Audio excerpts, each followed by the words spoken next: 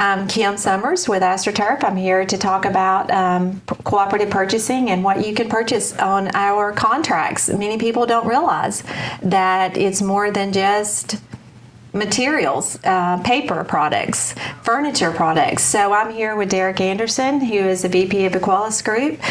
Good morning, Derek. Glad to be here. Yes, that's a common misconception that we always get all the time. We're like, oh, we buy our computers and our office supplies off co-ops. But as a true national cooperative, Equalis, we have a bunch of different solutions.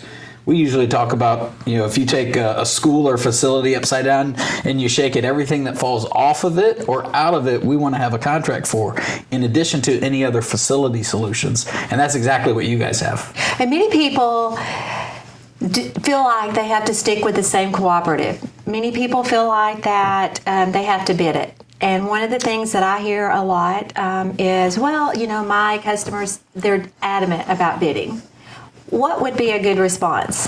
Well, for us, we live in this compliance world where cities, counties, and schools, they're using taxpayer dollars to buy the products and solutions that they need. Bidding is one legal method for them to get those products and solutions. But utilizing a cooperative contract is as well, because we live in this world of legislation and compliance all day long. And so if you look across the country, all 50 states, they have their individual public bid laws. And what they're really asking for is for these public agencies to utilize a competitive procurement process. Well, that could be a bid. That's one method. But also, it could be a cooperative contract, because at its core, a cooperative contract is a contract that has already been bid. But through the necessary T's and C's, there's language in that contract that then allows other government agencies to use that contract that's already been bid as their own. So it's an easy button. It is an easy button. Yeah. And bidding, if they choose to bid, that's okay. They can choose to bid, but I don't want them to bid. So I want them to use our co-op contracts. And I want them to use it too, because they're getting who they want. Exactly. And that's one thing that I think a lot of people lose sight of is because we get asked that question all the time. Well, this seems too good to be true. What's the catch? Well, there is no catch. Mm-hmm. There's legislation that outlines public sector agencies' abilities to use contracts like this. But it really is a way for agencies to kind of get what they want from who they want while still ensuring their compliance. So when our guys are out selling, we have new guys coming in, we have new dealer networks coming in. What would be your biggest bit of advice to give to them as far as using a cooperative contract such as Equalis Group? Don't get scared or think that you're out there on your own. The thing with Equalis Group that sets us apart is our regional director team. We've got feet on the street that's actively out there engaging with public sector entities and assisting our suppliers in that sales process. So when barriers do come up, we're really in the business of helping knock those things down from a compliance standpoint so that you guys can continue to do what you do best, which is sell your products and solutions to those customers that want to get your products and solutions. So don't be afraid to call your team. That's because right. You're not here to sell the product for them. You're not here to take over that relationship. You're here to add an extra layer of compliance. Correct. Yeah, think of us as we're that little sidekick riding in that little motorcycle sidecar. Yeah. You guys are riding the bike. It's your process, but this can be a much needed contract vehicle and resource within that sales process. Because I would think ideally you would not want these projects going out to bid because you lose a little bit of control there. We lose a lot of control. Yep. And so this utilizing the contract is a way to help rein in some of that control. I'm sure a lot of your sellers out there have a lot of well-established relationships in the field. And this is another one of those contracts that helps them ensure that those relationships hold true through the sales process and they're able to get what they want from who they want. So let's go back a little bit. You mentioned the T's and C's. And so for the people who do not understand, or I have been asked, what are T's and C's? It's terms and conditions. Right. And we're here and you hear about AstroTurf. So we have other brands such as Sinlon, Recretan, and Lakehold, who is a big part of this contract. Right. So they can sell. They can sell off of this contract as well. Absolutely. So our lead agency, the Cooperative Council of Governments, structured the contract in a way that allowed a bunch of turnkey solutions and flexibility from our suppliers. So when AstroTurf responded to this RFP, they did so in a way to where all of the companies and their solutions could be included on the contract. And so we were really excited when the resulting award included AstroTurf, Recretan, Lakehold, and Sinlon all within this one contract number. And so we went another step beyond and we said, well, look, let's help accentuate that. Let's give each of those brands their own landing page on our website so that if Sinlon is out in the field selling to their customer can go on the Equalis page, and when they're validating that sales process, they can actually search Sinlon instead of just AstroTurf to help validate that process. Tailored the landing page to where when they are searching for something, they can search for the Sinlons. Right. They can search for the Recretan Lakehold, the brand, but they can also put in keywords such as you've tailored it to landscape, right, or rooftop, or golf. Any of those keywords that the Sinlon team has identified, that's on their page. The keywords for Lakehold, it's on their page, so that if one of their customers, or maybe it's even a potential customer. Because I'll tell you, most of the time, public sector agencies aren't going to our website to shop. They're usually going to our website to validate that they can use the contract that they're already engaged with your team on. So basically, if you're dealing with a facilities director, they may not be familiar with Equalis Group. It's our team's job to educate them, or at least provide them the high-level information. Here's a solution that we have. And that's really what the team should be looking at Equalis as, is another added value that you guys can bring to the table. Hey, we have this compliant contract vehicle that we can bring to the table to help you guys, because typically you're going to introduce this contract once you've kind of already qualified the sell. When you can tell that an athletic director or facility director is ready now to buy, their normal process next is going to be, all right, we got to put this out to bid, or we need to figure out how we're going to procure it.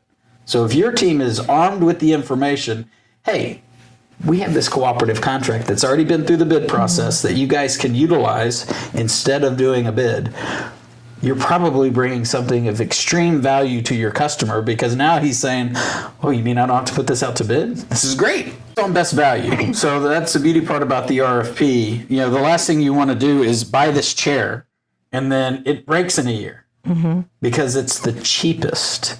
That's really not the concept that we adhere to in the cooperative landscape. It's all about best value. Now, price is a big part of value, but it's not the only thing. So qualifications, experience are a big part of the overall evaluation criteria that goes into awarding these contracts. I'll say it was a long process. Once we responded to the solicitation, it does get a little nerve-wracking waiting on the response to come back. Well, and that's fine, because which is good. That's normally what happens on any other individual bid that you guys probably respond to as well. They've got to put things out on the street for a certain amount of time, and then they may take their time evaluating that response. The beauty part about this is that this could ultimately be a 5-year-old contract. This thing could potentially go out to 2030. All off one response. So instead of you responding to 100 RFPs across the country, you can take this one response and replicate it across the country for multiple different opportunities.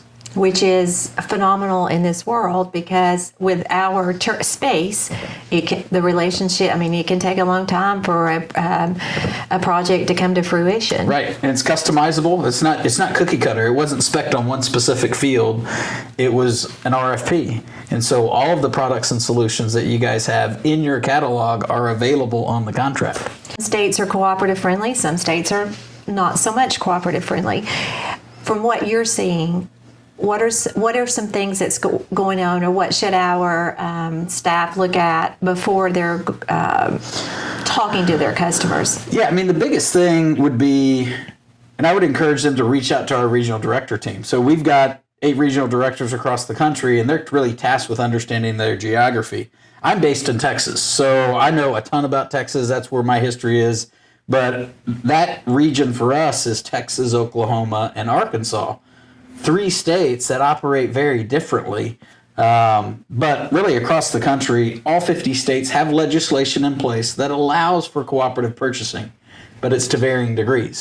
Texas and Oklahoma, California, Florida are states that are very flexible and accepting of a cooperative agreement to where our team would immediately be able to collaborate and get engaged. But that's the key thing, making sure you're talking to our regional director who very much knows what's happening in their geography. So relationships, I keep hearing relationships. Relationships are key.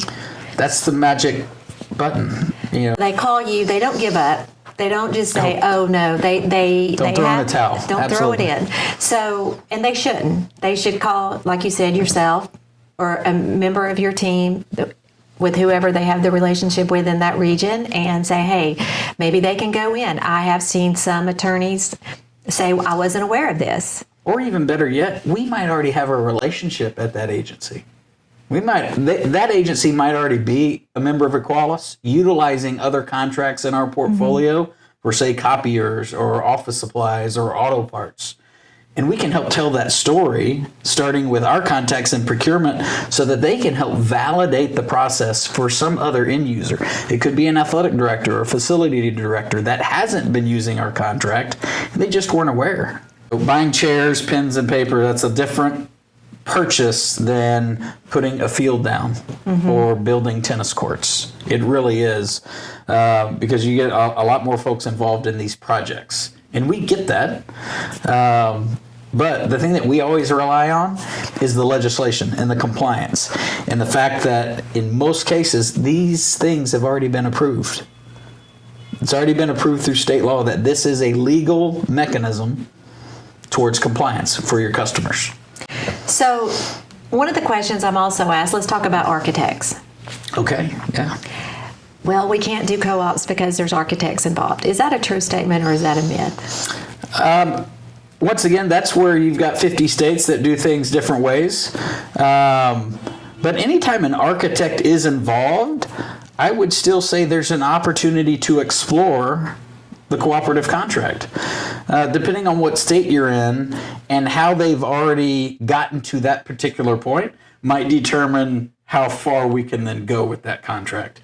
Take us way back to the beginning. AstroTurf responded to the solicitation. I know I'm often asked, I'll get a text message or I'll get a call, hey, why don't we have more cooperative contracts available?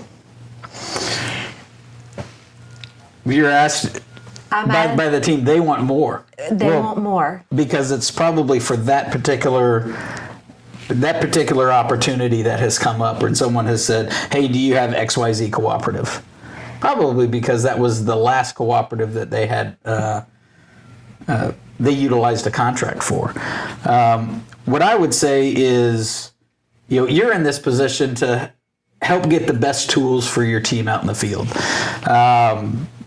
Is it probably in your best interest to have one? Probably not, because you need options and resources for your team. But it's about finding the right options and resources. And not all cooperatives are made the same. We're very excited and very proud of our regional director team out in the field because that's a key differentiator. Most cooperatives don't have that support in the field. Most of them just hand you a piece of paper. Hey, Kim, congratulations, you have a contract. Go sell it. Right. We don't just sit back and expect that. We're the fastest growing cooperative in the country. We're very proud of that. We did have just 6 regional territories. Now we've got 8. We're expanding those resources so that we don't have 13 states we have to cover out in the West. We now have 6 Pacific states and 9 mountain states. So we're getting a little bit more strategic with our folks in the field so that we can bring more value to your team. Which that's exciting. I think sitting in front of procurement professionals at cities, counties, and schools and asking them what their needs are, being a resource to them. Because what that ultimately ends up doing is providing an easy button for your team. Hey, who do you know here? Well, we do know this person. We just met with them. They're familiar with the Equalis Group. They know me in Texas or Brandy out west in California. I'm at these shows. have a flag on your table Yep. that says you're an Equalis. You're an Equalis awarded supplier. It's a little sign that we give you guys. It has a QR link. If an agency's not a member of Equalis, they can just snap that QR link and they can start the registration process, which is really nice and unique. Because that's the thing, and that's something that each of your teams can have, even if we're not at a show.